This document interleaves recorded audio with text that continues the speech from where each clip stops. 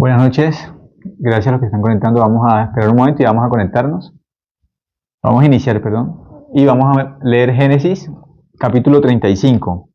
Libro de Génesis, el capítulo 35. Vamos a hablar sobre Jacob. Sobre la promesa de Dios, cómo Dios trabajó en la vida de Jacob para que Jacob pudiera aprender la fe. De qué forma Dios entonces empezó a trabajar en la vida de Jacob. Vamos a mirar ya. Génesis capítulo 35. Génesis 35 voy a leer desde el versículo 1, voy a leer en adelante, ¿sí? Génesis capítulo 35, versículo 1.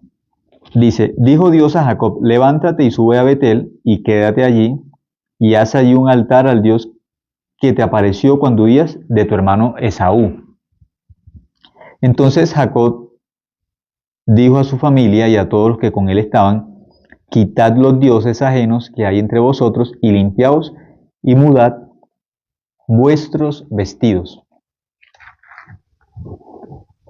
Y levantémonos y subamos a Betel y haré allí altar al Dios que me respondió el día de mi angustia y ha estado conmigo en el camino que he andado. Así dieron a Jacob todos los dioses ajenos que había en poder de ellos, y los zarcillos que estaban en sus orejas, y Jacob los escondió debajo de una encina que estaba junto a Siquén. Y salieron, y el terror de Dios estuvo sobre las ciudades que había en sus alrededores, y no persiguieron a los hijos de Jacob. Y llegó Jacob a Luz, que está en tierra de Canaán, esta es Betel, él y todo el pueblo que con él estaba. Y edificó allí un altar y llamó al lugar el Betel, porque allí le había aparecido Dios cuando huía de su hermano. Entonces murió Débora, ama de Rebeca, y fue sepultada al pie de Betel, debajo de una encina, la cual fue llamada Alon-Bacut. Apareció otra vez Dios a Jacob cuando había vuelto de Padán Aram y le bendijo. Y le dijo Dios, tu nombre es Jacob, no se llamará más tu nombre Jacob, sino Israel será tu nombre. Y llamó su nombre Israel. También le dijo Dios, yo soy el Dios omnipotente, crece y multiplícate, una nación y conjunto de naciones procederán de ti, y reyes saldrán de tus lomos. La tierra que he dado a Abraham y a Isaac la daré a ti y a tu descendencia después de ti daré la tierra. Y se fue de él Dios del lugar en donde había hablado con él. Y Jacob erigió una señal en el lugar donde había hablado con él, una señal de piedra, y derramó sobre ella libación y echó sobre ella aceite, y llamó Jacob el nombre de aquel lugar donde Dios había hablado con él, el Betel. El versículo 16 dice, después partieron de Betel, y había aún como media legua de tierra para llegar a Éfrata cuando dio a luz Raquel, y hubo trabajo de su parto. Y aconteció, como había trabajo en su parto, que le dijo la partera, no temas, que también tendrás este hijo. Y aconteció que al salírsele el alma, pues murió, llamó su nombre Benoni, mas su padre lo llamó Benjamín. Así murió Raquel y fue sepultada en el camino de Éfrata, la cual es Belén. Y levantó Jacob un pilar sobre su sepultura. Esta es la señal de la sepultura de Raquel hasta hoy. Y salió Israel y plantó su tienda más allá de Migdal Edar, hasta el versículo 21 de la Biblia. En este capítulo de Génesis capítulo 35, del 1 al 21, donde leímos, hay un corazón que Dios está como fijado. ¿En qué está fijado el corazón de Dios? En Betel. Hay un lugar donde Dios se le aparece a Jacob, un lugar donde Dios le habla a Jacob y le recuerda la promesa. Ese lugar se llama Betel. Pero en ese lugar, Dios le dice que se quede en ese lugar y que levante un altar. Dios exactamente le dice, levanta un altar. Entonces, este altar tiene un significado, como el nuevo pacto.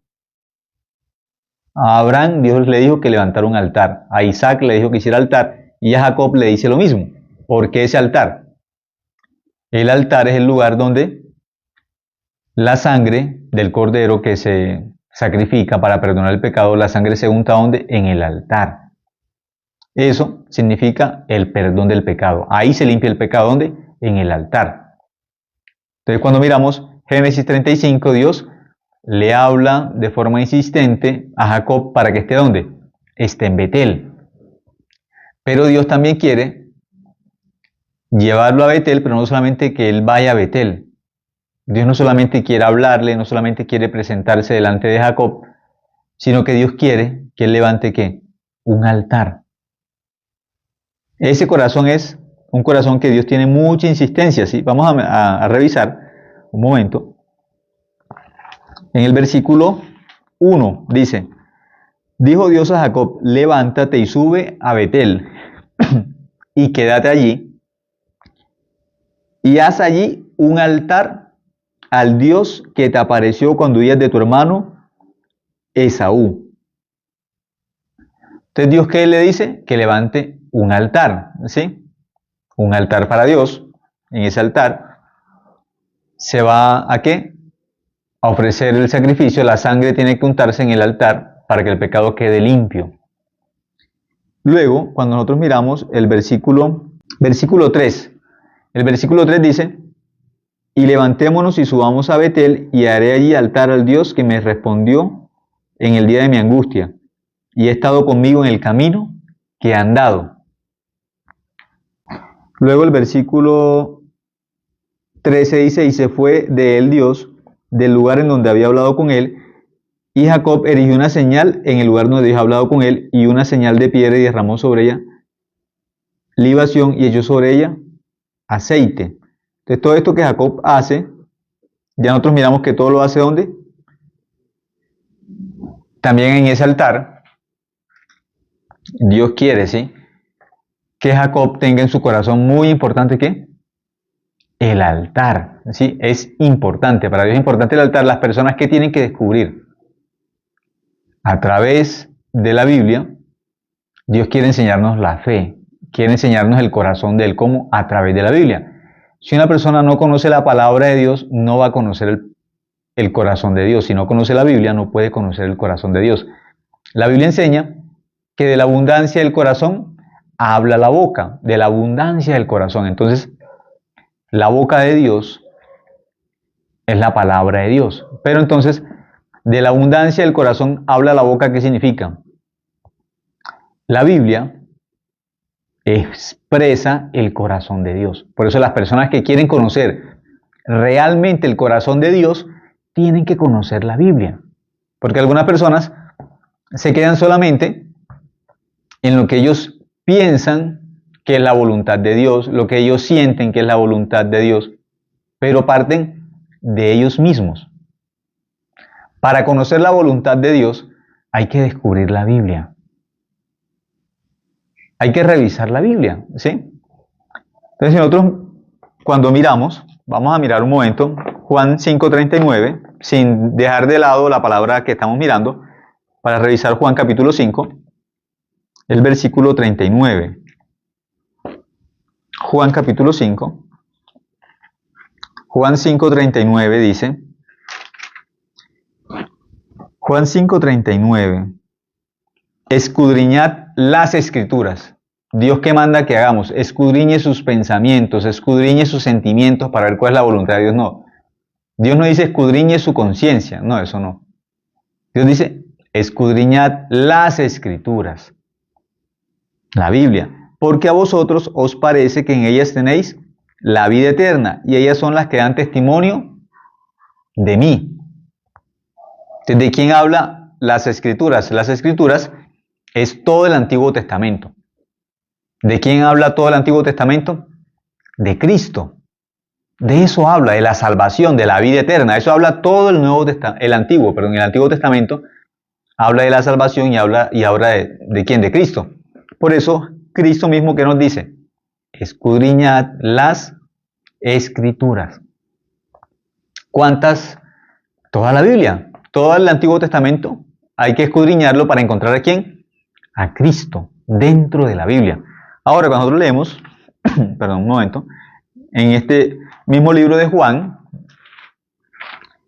Evangelio de Juan, al final, vamos a revisar Jesús cómo se le mostró a los discípulos y de qué forma, vamos a mirar, de qué forma Jesús, él se le presenta a los discípulos. Juan capítulo 21, versículo 25. Libro de Juan 21, 25 dice: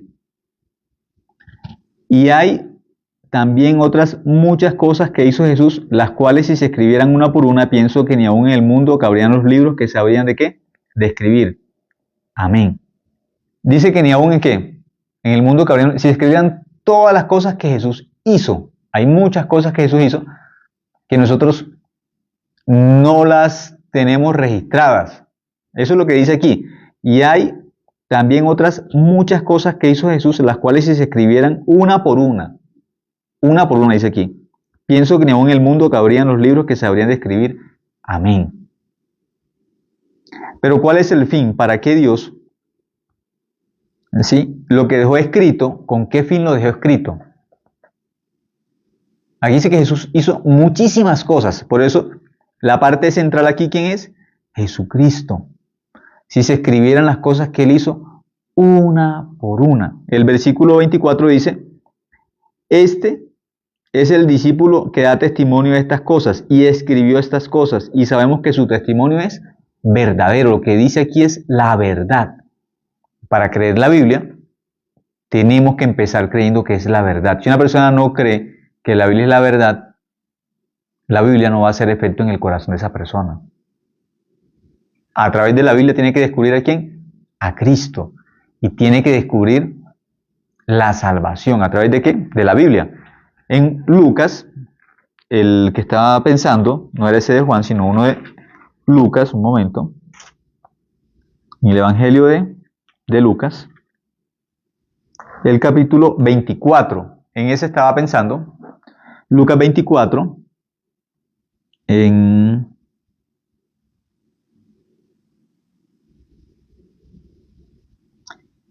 Lucas 24, 44.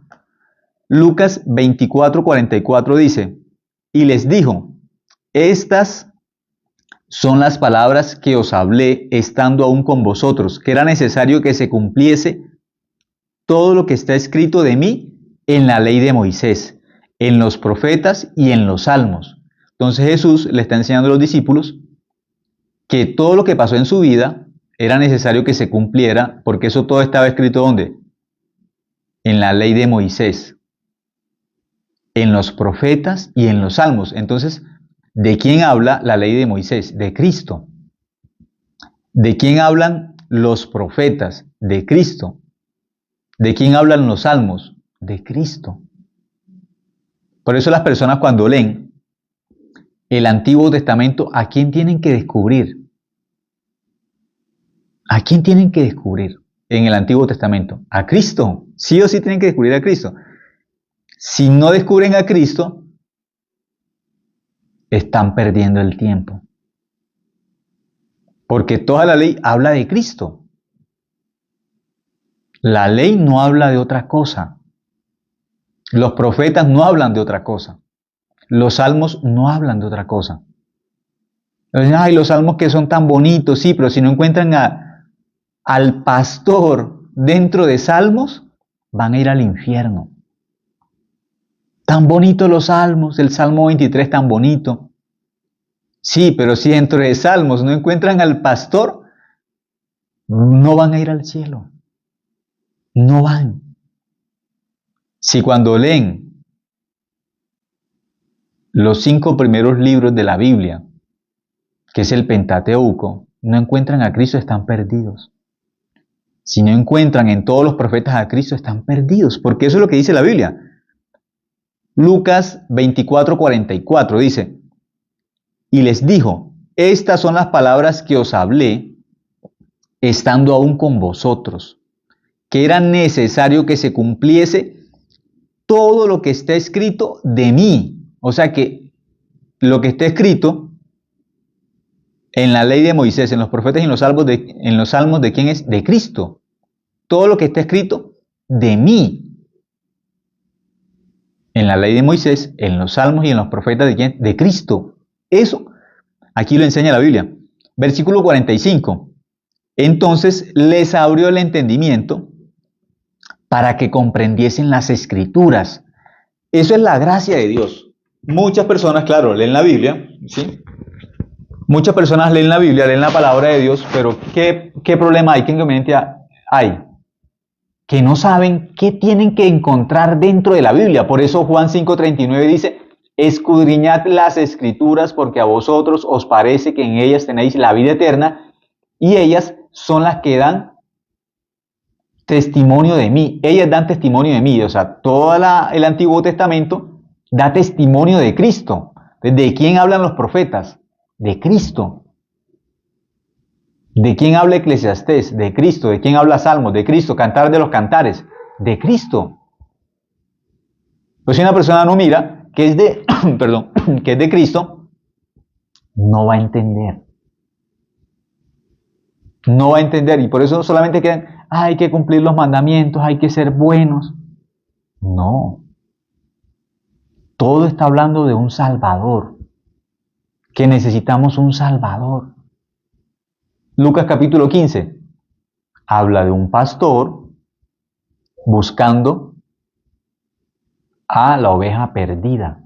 El pastor es Cristo, y entonces, es lo mismo, el antiguo y el nuevo tienen el mismo mensaje. No son mensajes contrarios, no es que la Biblia se contradice. No. El pastor de Salmos capítulo 23 es el pastor de Lucas capítulo 15, que encuentra la oveja perdida. Y dice que se hace una fiesta en el cielo. Cuando un pecador se arrepiente, ese pecador pasa a ser justo. Cuando cree, no solamente cuando se arrepiente, sino se arrepiente y cree en el Evangelio. ¿Por qué? Son dos cosas, el arrepentimiento y la fe. Tiene que arrepentirse y tiene que creer en el Evangelio. Así pasa a ser hijo de Dios. Entonces, en el Antiguo Testamento tienen que encontrar al pastor, al Salvador. Ese pastor es Cristo. Ese pastor tiene que encontrarlo en Salmos capítulo 23. Y también tiene que encontrar al pastor en Lucas 15. En Juan 10 aparece el pastor también. Y en varias partes, ustedes miran en la Biblia, va a aparecer ese pastor. Pero tanto en el Antiguo Testamento ese pastor es Cristo. Y en el Nuevo Testamento ese pastor es Cristo, es igual. Igual. Las ovejas en el Antiguo Testamento son los hijos de Dios. Y en el Nuevo Testamento las ovejas son los hijos de Dios. Igual. Por eso aquí enseña en el versículo 45, entonces les abrió el entendimiento para que comprendiesen las Escrituras. Entonces, ¿cómo estaba el entendimiento de los discípulos? Cerrado. No pueden entender las personas. Si Dios no les da la gracia, no pueden entender el Evangelio. Porque la mente está cerrada y el corazón está como cerrado, endurecido. La mente cerrada, el corazón endurecido, no pueden creer. La promesa de Dios es que va a colocar en nuestra mente y en nuestro corazón, va a colocar el Evangelio, va a escribirlo, el nuevo pacto, en la mente y en el corazón. Pero, ¿Satanás qué hace? Cierra la mente para que la gente no entienda, para que el hombre esté torpe y no entienda, y el corazón esté cerrado. Así no puede recibir la palabra de Dios. Entonces Dios trabaja, ¿para qué? Para abrir la mente. Eso es la gracia de Dios, una mente abierta. Por eso las personas de mente cerrada no pueden entender la palabra. Se necesita una mente ¿qué? Abierta, pero las personas a veces por ellas mismas no pueden abrir su mente. Ya están encerrados en un molde y es que es así y así y así, y que tienen la razón. Una persona con la mente cerrada no puede entender ni a la otra persona. Si no puede entender al que está al lado, ¿cómo va a entender a Dios? No puede. Por eso las personas con mente cerrada, a todo le dicen que no, todo es un problema. Y solamente ven las cosas desde su mundo, pequeño y encerrado. Una mente cerrada. Nosotros miramos el Dios de la Biblia. Él nos da una gracia. Abre nuestra mente, abre nuestro entendimiento. Nos permite creer, la Biblia es la verdad. Lo que Dios dice es la verdad. Eso es la gracia de Dios. Entonces, ¿qué hizo? Les abrió el entendimiento, abrió la mente y abre también el corazón, como a Lidia cuando escuchó la palabra de Dios. Pablo predicaba la Biblia, la Biblia que enseña que Dios abrió el corazón de Lidia. Dios abre nuestra mente y abre nuestro corazón. ¿Cómo trabaja Satanás? Haciendo al hombre torpe para que no entienda la palabra de Dios. Y el corazón lo cierra para que no reciba la palabra en el corazón. Entonces la palabra de Dios tiene efecto en dos lugares, en la mente y en el corazón. ¿Con qué se cree? ¿Con la mente? No. Con la mente no se cree. Con la mente nosotros podemos conocer la verdad, pero con el corazón la creemos. Por eso hay gente que conoce. En su mente tiene la Biblia, pero no la ha creído con el corazón. ¿Por qué la persona dice yo soy pecador? Porque en la mente tiene la Biblia y con la mente conoce, pero tiene que creer también. Eso que ya sabe, tiene que creerlo con el corazón. Tiene que creer. Por eso le dice que algunos oyeron, pero esa palabra no iba acompañada de qué? De fe. No creyeron. Aún con los mismos discípulos que tuvo que hacer, dice, les abrió el entendimiento para que comprendiesen las Escrituras. Por eso nosotros, leyendo la Biblia, tenemos que comprender qué es lo que Dios está diciendo, qué quiere decir Dios, qué me quiere enseñar Dios. Necesitamos comprender. Necesitamos entender el corazón de Dios. Pero eso tiene que partir de la misma palabra. No es lo que la persona, es que yo siento que eso es así, no es lo que nosotros sintamos. No es lo que nuestro pensamiento diga. Lo que Dios dice, eso tenemos que comprenderlo y recibirlo en nuestro corazón como la verdad. Entonces aquí dice, en el versículo 46 dice, y les dijo, así está escrito, y así fue necesario que el Cristo padeciese y que resucitase de los muertos al tercer día. Eso está escrito en el libro de Oseas, capítulo 6, versículo 2. Ahí aparece que al tercer día resucitará. En el Antiguo Testamento ya estaba escrito. ¿De quién está escrito eso en Oseas? Capítulo 6, versículo 2. De Cristo. Ya está. ¿Dónde está? En el Antiguo Testamento. Que era necesario que Él padeciese. ¿Dónde está escrito que Él tenía que padecer? Salmos, capítulo 22, dice que Él tiene que padecer. En Isaías capítulo 55 también habla del padecimiento de Cristo. Eso aparece de forma exacta. ¿Dónde? Ya está en el Antiguo Testamento. ¿De quién habla? De Cristo. Luego, cuando nosotros miramos, en el versículo 47 dice, y que se predicase en su nombre arrepentimiento y perdón de pecados. ¿Qué cosa hay que predicar? Arrepentimiento y perdón de pecados. ¿Para qué? En todas las naciones, comenzando desde Jerusalén. Luego, ahora, vamos a regresar, ¿sí? Un momento. Ya mirando eso, a que toda la Biblia habla de Cristo y habla del padecimiento de Cristo y de la muerte de Cristo en la cruz como el perdón del pecado, que esa sangre limpia nuestro pecado. Toda la Biblia habla de eso, habla de Cristo y de la salvación. ¿Cuánto? Toda la Biblia. Toda, ¿sí? Entonces, miremos un momento, ¿sí? Vamos a mirar otro, Hechos capítulo 10. Vamos a mirar un momento, me acordé de otro versículo en Hechos. El versículo 43. Hechos 10, 43 nos puede dar también una luz sobre esto que estamos hablando. Dice Hechos 10, 43. De este dan testimonio todos los profetas. ¿De quién está hablando? De Cristo. De este dan testimonio todos los profetas, que todos los que en él creyeren recibirán perdón de pecados por su nombre. ¿Quiénes hablan de Cristo? Todos los profetas. Ahora, cuando leemos Juan 5:45, vamos a mirar un momento. Hay alguien que me está dando esa cita. Juan 5:45 y 46. Sí, esa sí es la cita, sí. 5:45 y 46 es la cita. Esos dos versículos dice: no penséis que yo voy a acusaros delante del Padre. Hay quien os acusa, Moisés, en quien tenéis vuestra esperanza. Dice el 46, porque si creyeseis a Moisés, me creeríais a mí, porque de mí escribió él. Aquí Jesús dice que Moisés escribió de él. Moisés, cuando habla de Moisés, está hablando de Génesis hasta Deuteronomio. Esos 5 libros se conocen como los libros de Moisés. Jesús dice que Moisés escribió de mí. Entonces aquí lo dice muy claro, muy exacto, ¿sí? Moisés escribió de mí. Entonces en Génesis, ¿de quién habla? De Cristo. Cuando ustedes lean todo Génesis, habla de Cristo. Leen Levíticos, ¿de quién habla? De Cristo. Si leen Éxodo, ¿de quién habla? De Cristo.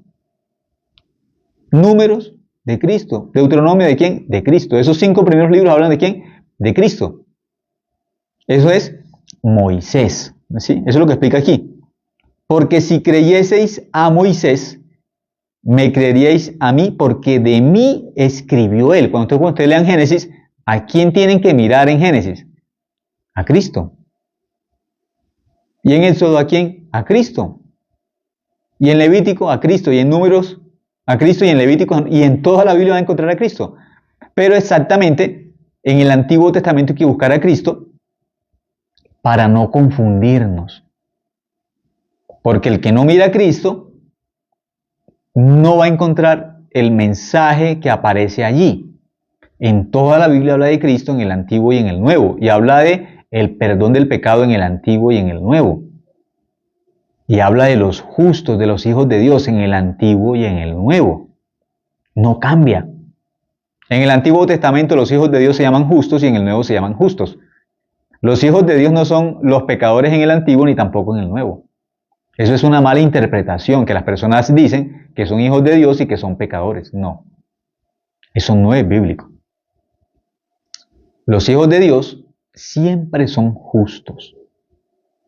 Siempre. Los hijos del diablo siempre son pecadores. Si son hijos del diablo, son pecadores. Si son hijos de Dios, son justos. Pero Satanás hace que las personas se confundan y mezclen las cosas y crean en la mentira. Esa es la obra de Satanás. Pero Dios se encarga de separar las cosas. La luz es la luz, las tinieblas son las tinieblas.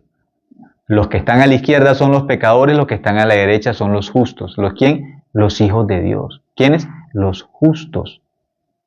Por eso, los justos en toda la Biblia buscamos a Jesucristo. En toda la Biblia descubrimos la fe. En toda la Biblia descubrimos el arrepentimiento. En toda la Biblia descubrimos el corazón de Dios. Eso buscamos en la Biblia.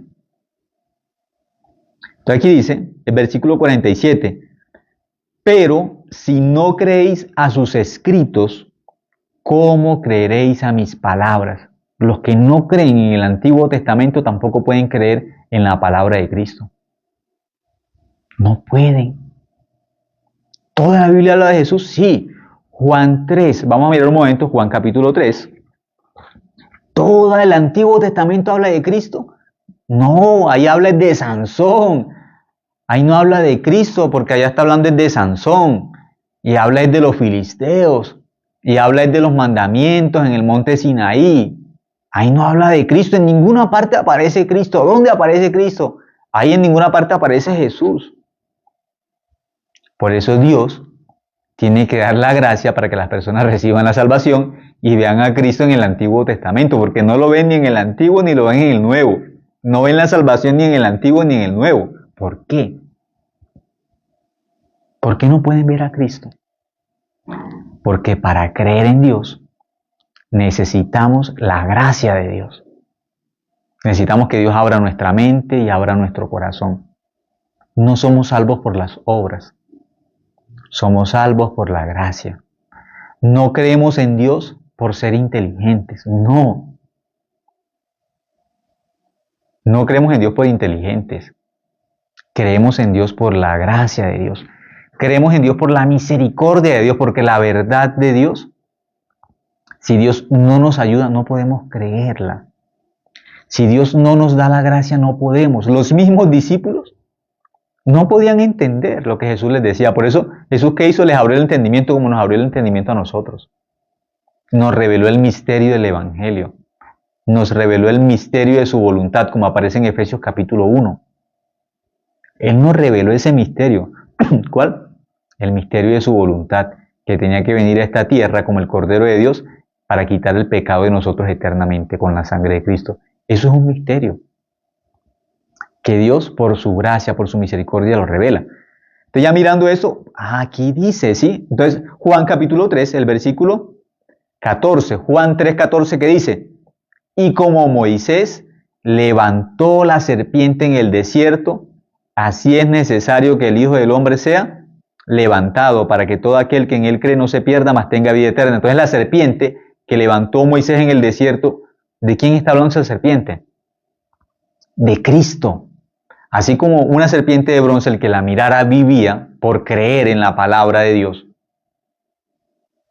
Por creer. Con esa serpiente de bronce, mirando a la serpiente de bronce, vivía. Por creer en la palabra de Dios, vivía. Mirando una serpiente de bronce que fue puesta en un asta, por creer en Dios, vivía. No vivía por sus obras, vivía por la fe. Así era necesario que Cristo fuera levantado en la cruz. Fue levantado en la cruz. Y todos aquellos que miran a Cristo en la cruz como su Salvador, el que los perdona del pecado, viven. Por eso hubo un malhechor que, teniendo a Cristo al lado, lo miró como el Salvador, como la serpiente de bronce, así que aparece en Números capítulo 21. Ese malhechor que no creía, él en un momento recibió la gracia. Dios le abrió la mente, le abrió el entendimiento y dijo: yo en este mundo viví como pecador y mi pago en este mundo fue la cruz, aquí en este mundo. Pero ahora yo sé que voy a morir. Mi cuerpo va a quedar en esta tierra, mi cuerpo, pero mi alma no. Mi alma va a ir a otro lugar. Voy a pasar de este mundo físico, voy a pasar a un mundo espiritual. El mundo espiritual es real. El diablo no permite que la gente crea que hay un mundo espiritual, pero el mundo espiritual es real. Así la gente no crea. Hay un mundo espiritual. Y mucha gente dice que han experimentado casi muriendo, que ven un túnel y que una luz. Eso no lo ve la gente normalmente. Lo ven cuando están muriendo. Ven que hay un túnel, que hay una luz y que algunos se regresan. Mucha gente habla de eso. Ese mundo es real, pero ese mundo no lo perciben las personas que están jugando fútbol, que están viendo televisión. No, ese mundo no se percibe así. Ese mundo espiritual se percibe cuando las personas están separándose de este cuerpo.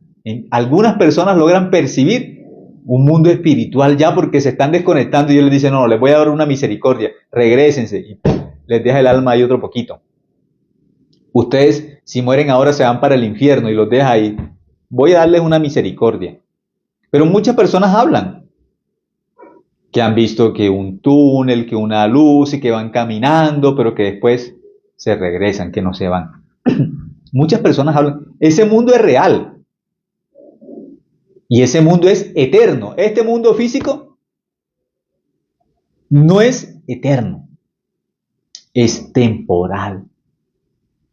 Pero cuando las personas mueren, experimentan el mundo eterno. El mundo espiritual, que aunque es invisible, es real. Es real. Nosotros no vemos la mente de otro, porque no vemos la mente de otro. Ay, esa persona no tiene mente porque no la vemos. No, sí tiene, aunque no la vemos, tiene. Ay, esa persona no tiene pensamientos porque no le vemos los pensamientos. No los vemos. Los pensamientos son invisibles, pero las personas allá adentro tienen pensamientos. No vemos el corazón del otro, no lo vemos, pero allá adentro tiene sentimientos, pero no los vemos. Entonces, nos tocaría creer que las personas no tienen sentimientos, no tienen voluntad, porque no vemos. Aunque no veamos, eso es real. Ese es el mundo espiritual. Que las personas no saben, no creen. Nuestra mente ya hace parte del mundo espiritual. Por eso Dios tiene que abrir nuestra mente y nuestro corazón. Es un mundo invisible. Fuimos hechos a imagen y semejanza de Dios. La mente y el corazón expresan la imagen de Dios. La Biblia dice que Dios así planea con la mente, pero también dice que le duele el corazón. A Dios le dolió el corazón, dice la Biblia. Y dice lo que a Dios le agrada, lo que no le agrada, eso es la voluntad. Pero también la Biblia dice lo que Dios piensa. Ese mundo invisible del pensamiento, ese mundo invisible del corazón, están dentro de la Biblia. Y eso es eterno. Eso habla de la eternidad. Dios nos dio esa parte espiritual que es invisible. No vemos. Entonces, como no vemos, no existe. Sí existe. La mente de las personas no podemos mirarla, pero existe, es real. El mundo espiritual no se ve, pero es real. La Biblia habla de la muerte como si es como un ser que va a ser lanzado también al infierno. Pero no vemos la muerte, pero la muerte es real. Pero no la vemos. Vemos a la gente cuando ya está muerta. Vemos los cuerpos, pero no vemos la muerte. Y porque no vemos la muerte no es real, la muerte es real. Es real. La eternidad es real. Pero muchas personas piensan, todo queda en este cuerpo físico. No, eso no es cierto. Hay eternidad. Nuestra alma tiene que ir delante de Dios, al juicio. De eso habla la Biblia, de la vida eterna. Muchos están engañados en este mundo pensando que todo en este mundo, aquí está todo. No, aquí no está todo. Que aquí en este mundo físico se acaba todo. No, eso no es cierto. El malhechor pudo pensar en su alma. Como pecador, yo pagué en la cruz, pero él recordó el Evangelio. Jesús dijo que los que no creen en él van a ir al infierno. Y él dijo, ya fue suficiente en este mundo con ir a la cruz, pero el infierno es peor. Es peor. Allá el alma va a ser atormentada por la eternidad. El castigo más grande es estar separados de Dios por la eternidad. Pero también dice que hay un gusano que nunca se muere. Hay una llama que nunca se apaga para los que no creyeron en Dios, para los hijos del diablo, los pecadores. Y él dijo, yo he vivido como pecador aquí en la tierra, y si muero como pecador, ¿a dónde voy? Voy al infierno. Y se asustó, porque pudo ver la eternidad. En un momento vio la eternidad. Mi alma no se queda aquí en esta cruz. Yo muero, mi cuerpo está aquí, luego me entierran o hacen lo que hagan con mi cuerpo. Mi alma es eterna. ¿Cuándo las personas pueden ver esa realidad, la eternidad, como una verdad? Antes de morir empiezan a descubrir eso y algunos lloran y sufren porque saben, el alma es eterna. Aquí solamente se queda mi cuerpo, pero yo no soy el cuerpo. Yo soy un alma. ¿A dónde va mi alma? ¿A dónde? Y sufren. Muchas personas sufren. Porque saben, con el pecado, yo no puedo ir al cielo. Pero Dios, a través de la Biblia, en toda la Biblia nos habla del Salvador de nuestros pecados, de Jesucristo, en toda la Biblia. Y nos explica cómo nuestro pecado es limpio por la sangre de Cristo. Aquí dice, Juan 3:14. Y como Moisés levantó la serpiente en el desierto, así es necesario que el Hijo del Hombre sea levantado. Esa serpiente del desierto es la imagen de Cristo. Esa serpiente está hablando de Cristo, que está levantada en el desierto. Para los que miren esa serpiente, por la fe, viven. ¿Por qué? Porque creyeron en Dios, viven. Y los que no creen, mueren. Igual, Jesucristo fue levantado en la cruz. Los que creen en Jesucristo viven, van al cielo, y los que no creen van al infierno. Eso es el resumen de la Biblia. Versículo 15. Para que todo aquel que en él cree no se pierda, mas tenga vida eterna. Ahora sí vamos a regresar. Génesis capítulo 35, donde iniciamos leyendo. ¿De quién habla ahí? De Cristo. Génesis 35:1. Dijo Dios a Jacob, levántate, sube a Betel y quédate allí, y haz allí un altar al Dios que te apareció cuando huías de tu hermano Esaú. Entonces Jacob dijo a su familia y a todos los que con él estaban, quitad los dioses ajenos que hay entre vosotros y limpiaos, y mudad vuestros vestidos. Jacob, ¿qué le dijo a ellos? ¿Qué cosa tenían que abandonar? ¿Qué cosa tenían que dejar? A su familia, Jacob teniendo la promesa de Dios, él qué sabe también. ¿Qué cosa nos enseña la Biblia? Aún en la familia de Jacob, ¿quiénes habían? Personas con dioses ajenos, con dioses diferentes a Dios. En la familia de Jacob, en los que estaban con Jacob, habían personas que no creían. Tienen un Dios ajeno, entonces creen en Dios. Con un Dios ajeno creen en Dios. ¿Sabes qué les dijo? Versículo 2. Entonces Jacob dijo a su familia y a todos los que con él estaban, quitad los dioses ajenos que hay entre vosotros y limpiaos y mudad vuestros vestidos. Quiten los dioses ajenos. Donde nosotros encontramos igual. Quiten los dioses ajenos. Como ustedes miran, cuando Moisés está recibiendo los 10 mandamientos en el monte Sinaí, ya el pueblo tenía un dios ajeno, un becerro de oro, hecho ¿por quién? Por Aarón. ¿Qué le dijo? Quítenlos. Miremos el versículo 3, dice, y levantémonos y subamos a Betel, y haré allí altar al Dios que me respondió en el día de mi angustia, y ha estado conmigo en el camino que he andado. ¿De qué Dios está hablando él? Del Dios que le respondió. El Dios que escuchó a Jacob. ¿Cuál es ese Dios? Dice, el Dios de Israel. Muchas personas hablan del Dios de Israel, el Dios de Israel. ¿Cuál Israel? El Dios de Israel. ¿Cuál Israel? Dios aquí le va a decir a Jacob, tu nombre no es Jacob, sino es Israel, el Dios de Israel, el Dios de Jacob. De ese Dios está hablando la Biblia. El Dios de Jacob, el Dios de Israel. ¿Cuál es ese Dios bíblicamente? ¿Cuál es el Dios de Jacob? ¿Cuál es el Dios de Israel? Aquí dice, versículo 4. Así dieron a Jacob todos los dioses ajenos que habían poder de ellos, y los zarcillos que estaban en sus orejas. Y Jacob los escondió debajo de una encina que estaba junto a Siquén. Entonces, ¿ellos qué tenían que tener? Están con Jacob, el que tiene la promesa. Abraham, el Dios de Abraham, de Isaac y de Jacob. Habla la Biblia así continuamente. Dios de Abraham, de Isaac y de Jacob, porque está la promesa del Evangelio. En Abraham, en Isaac y Jacob está la promesa del Evangelio. Y los que creen en el Evangelio son justos, son hijos de Dios. Pero Jacob, ¿qué sabe Jacob? Ellos, aunque están conmigo, aunque son mi familia, aunque están conmigo, tienen dioses ajenos.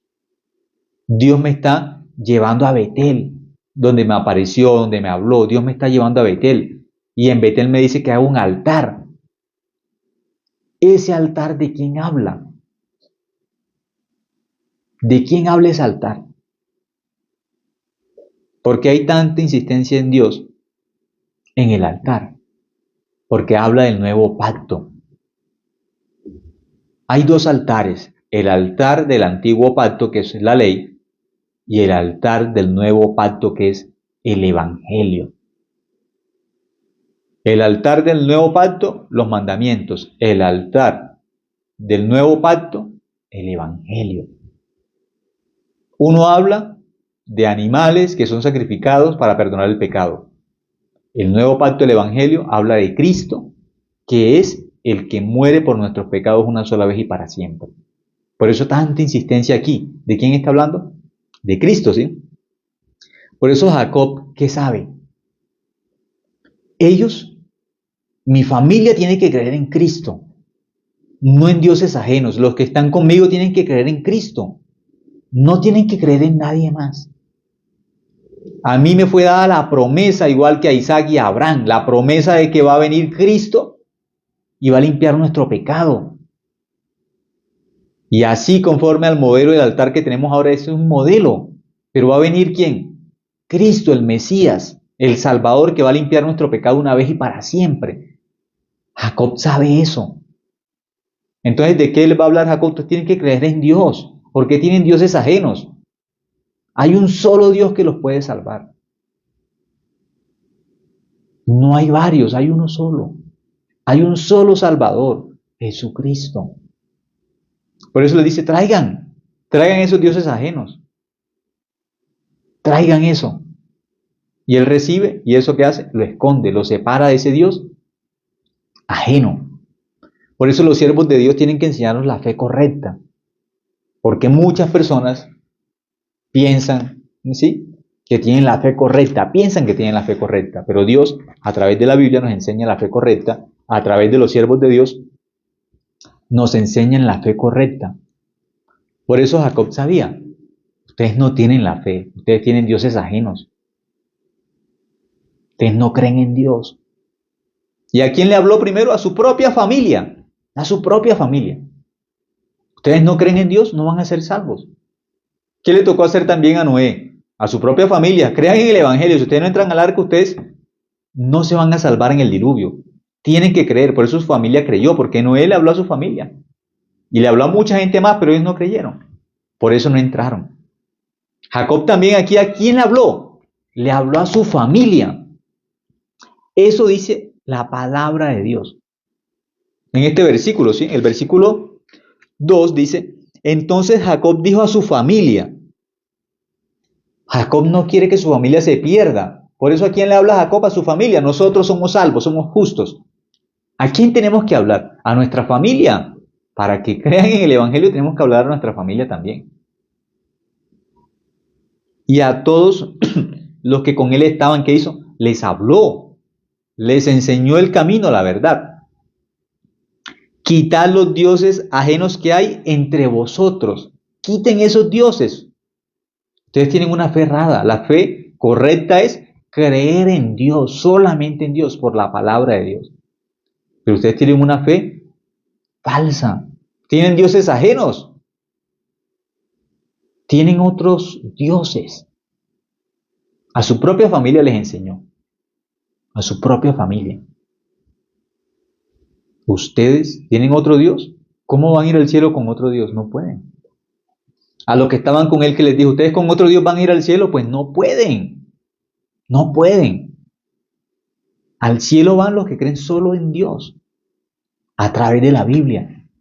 Creen en Jesucristo a través de la Biblia. Creen en su Salvador a través de la palabra de Dios.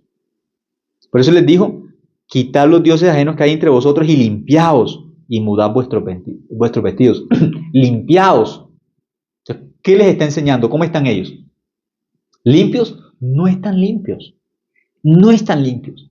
Por eso le dice, limpiaos. El corazón tiene dioses ajenos. Tienen la incredulidad, son pecadores. Limpien su corazón. Mudad vuestros vestidos. ¿Qué es que cambien el vestido? Que se quiten la ropa, no. Que se quiten el vestido de la incredulidad y reciban el vestido de la fe. El vestido de la sangre de Cristo. Eso tienen que recibir.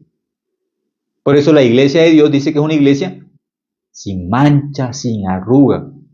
Una iglesia que está vestida de lino, blanco. Eso significa limpios de pecado, justos, hijos de Dios. Por eso Jacob le dice, ustedes tienen que quitar los dioses ajenos. Tienen que limpiarse, es limpiar el pecado. Tienen que quitarse el vestido. ¿Cuál vestido? El del pecado. De eso les está hablando. Y por eso en el versículo 3 dice, y levantémonos y subamos a Betel, y haré allí altar al Dios que me respondió en el día de mi angustia y ha estado conmigo en el camino que he andado. Entonces Jacob quiere caminar con Dios, quiere seguir el camino de Dios. Y por eso Dios le muestra el altar, allí donde el pecado es limpio. ¿Dónde? En el altar. Allí nuestro pecado es limpio para siempre. ¿Cómo es limpio nuestro pecado? Por la sangre de Cristo. De esa forma es limpio. Por eso Dios tiene que mostrar cómo nuestro pecado es limpio. Bienaventurados los limpios de corazón, porque ellos verán a quién, verán a Dios. Entonces, él hace el altar en el versículo 7, dice, edificó allí un altar y llamó al lugar el Betel, porque allí le había aparecido Dios cuando huía de su hermano. Dios se le aparece. ¿A quién? A Jacob. ¿Por qué se le aparece a Jacob? Porque es hijo de Dios. Dios guía a Jacob. ¿Por qué? Porque es hijo de Dios. Ese hijo de Dios es justo. También, ¿qué le dice? Le da un cambio de nombre, sí es muy importante. En el versículo 10 dice, y le dijo Dios, tu nombre es Jacob. No se llamará más tu nombre Jacob, sino Israel será tu nombre. Llamó su nombre Israel. ¿Cómo lo llama? Israel, ¿sí? Por eso cuando leemos en el versículo, momento, 21, dice el versículo 21, y salió Israel y plantó su tienda más allá de Migdal Edar. ¿Cómo lo llama Dios? ¿Jacob? No, lo llama Israel. Ese cambio de nombre hemos explicado que es, antes de ser justos, el nombre que tienen las personas son pecadores. Antes de ser justos hay un nombre. Antes de ser hijos de Dios, los hombres son hijos del diablo y nacen con un nombre pecador. Cuando los hombres creen en Dios, creen en el Evangelio, tienen otro nombre porque el Padre es diferente. Como son hijos de Dios, Dios es santo, los hijos de Dios reciben un nombre que es justos y santos. Dios es santo, el Hijo del Santo es santo porque es el Hijo del Santo. Dios es el santo, los hijos de Dios es los santos, porque Dios es el santo. Los pecadores son hijos de el primer pecador, el diablo. Por eso en la Biblia también los pecadores se pueden llamar, ¿sí? Los hijos de Satanás se llaman pecadores, o también en un momento Dios dice uno de vosotros es diablo. Cuando está hablando de Judas dice uno es diablo, tiene nombre de diablo. Hijos de Satanás es hijos del diablo. ¿Qué significa hijos de Satanás? Pecadores. Por eso, cuando Dios cambia el nombre de Abraham a Abraham, ese cambio de nombre no es porque sí, es una identidad, hijo de Dios. Tiene el nombre, Dios es santo, el nombre entonces de los hijos de Dios son los santos. Dios es justo, los hijos de Dios son los justos. Ah, somos justos. Por el otro lado, a la izquierda, la Biblia explica a la izquierda, hay otro padre, el diablo, y los hijos tienen otro nombre, pecadores.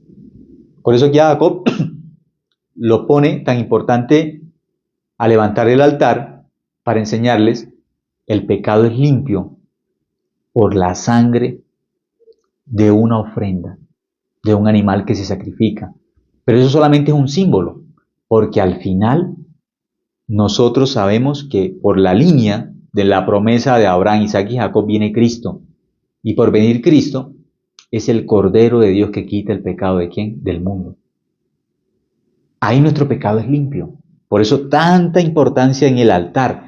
Cuando leen Hebreos 8, Hebreos 9, Hebreos 10, van a descubrir esto del altar. Ahí lo explica de forma muy clara. El antiguo pacto, el nuevo pacto. Hebreos 8, 9 y 10. Si las personas leen con mucho detalle Levíticos y Hebreos, se emparejan. ¿Sí? Levíticos y Hebreos. Levíticos es el Evangelio a blanco y negro. ¿Sí? Levíticos. El Evangelio a blanco y negro. Es una sombra de Cristo en la cruz, derramando su sangre para limpiar nuestro pecado. Hebreos es el Evangelio a color. ¿Sí? A todo color. Entonces cuando emparejan, ¡ay, es lo mismo! Solo que aquí estaba blanco y negro y no se veía muy bien. Pero aquí, ya entendemos. Se emparejan los dos. Levíticos y Hebreos. Y así es toda la Biblia. Está emparejada. Así funciona. Toda la Biblia habla de Cristo. Todo. Por eso ese altar está hablando de el Cordero de Dios que quita el pecado del mundo, que aparece en Juan capítulo 1, versículo 29. Y aparece en Juan 19:30 el Cordero de Dios ya sacrificado, que lo último que dice es, consumado es.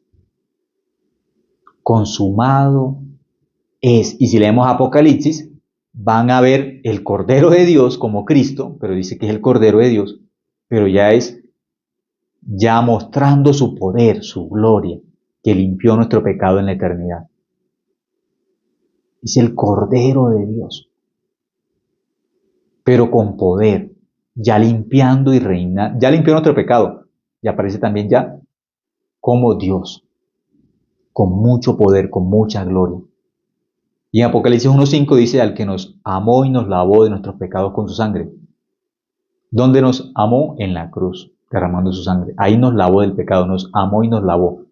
Por eso el Evangelio nos muestra el amor de Dios y nos muestra que nuestro pecado fue limpio para siempre con la sangre de Cristo. Limpio por la eternidad. Entonces, cuando ustedes miren ese altar, para entender esto, Hebreos 8, 9 y 10 van a entender ese altar. ¿Por qué habla tanto del altar? ¿Por qué? Hebreos 8, 9 y 10. Y así vamos a seguir mirando, si por la Biblia, cómo Dios nos muestra el Evangelio a través de la palabra de Dios en toda la Biblia. Si buscamos eso, Dios nos va a mostrar, nos va a enseñar por su gracia, por su misericordia. Así Dios nos va a revelar. Entonces, muchas gracias por escuchar. Hasta ahora compartimos. Y esta noche, es que tengan muy buena noche, ¿sí?